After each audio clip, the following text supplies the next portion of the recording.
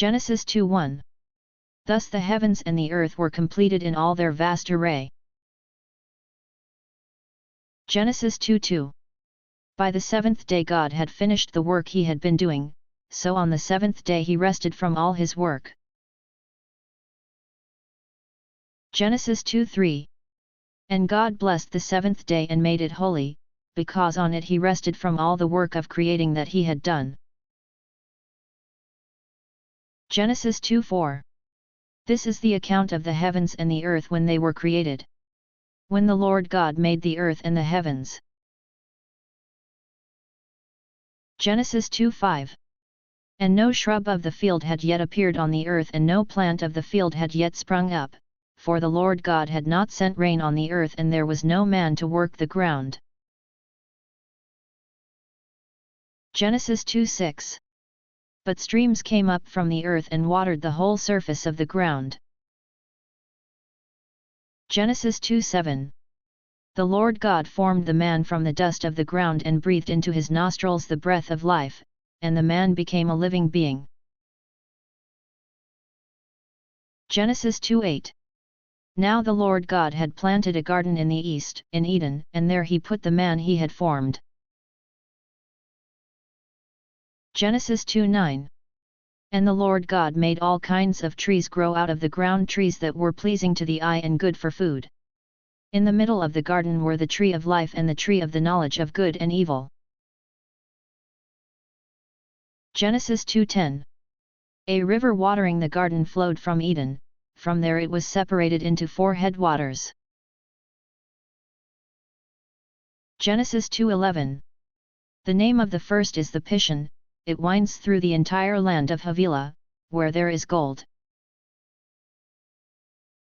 Genesis 2:12. The gold of that land is good, aromatic resin and onyx are also there. Genesis 2:13. The name of the second river is the Gihon, it winds through the entire land of Cush. Genesis 2:14. The name of the third river is the Tigris, it runs along the east side of Ashur. And the fourth river is the Euphrates. Genesis 2:15. The Lord God took the man and put him in the Garden of Eden to work it and take care of it. Genesis 2:16. And the Lord God commanded the man, You are free to eat from any tree in the garden. Genesis 2:17. But you must not eat from the tree of the knowledge of good and evil, for when you eat of it you will surely die. Genesis 2:18.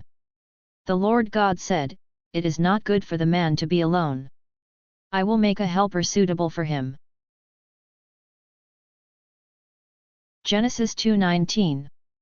Now the Lord God had formed out of the ground all the beasts of the field and all the birds of the air. He brought them to the man to see what he would name them, and whatever the man called each living creature, that was its name. Genesis 2:20. So the man gave names to all the livestock, the birds of the air and all the beasts of the field. But for Adam no suitable helper was found. Genesis 2:21.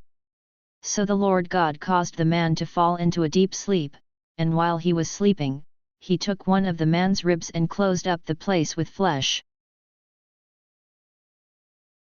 Genesis 2:22. Then the Lord God made a woman from the rib he had taken out of the man, and he brought her to the man. Genesis 2:23. The man said, This is now bone of my bones and flesh of my flesh, she shall be called woman, for she was taken out of man. Genesis 2:24.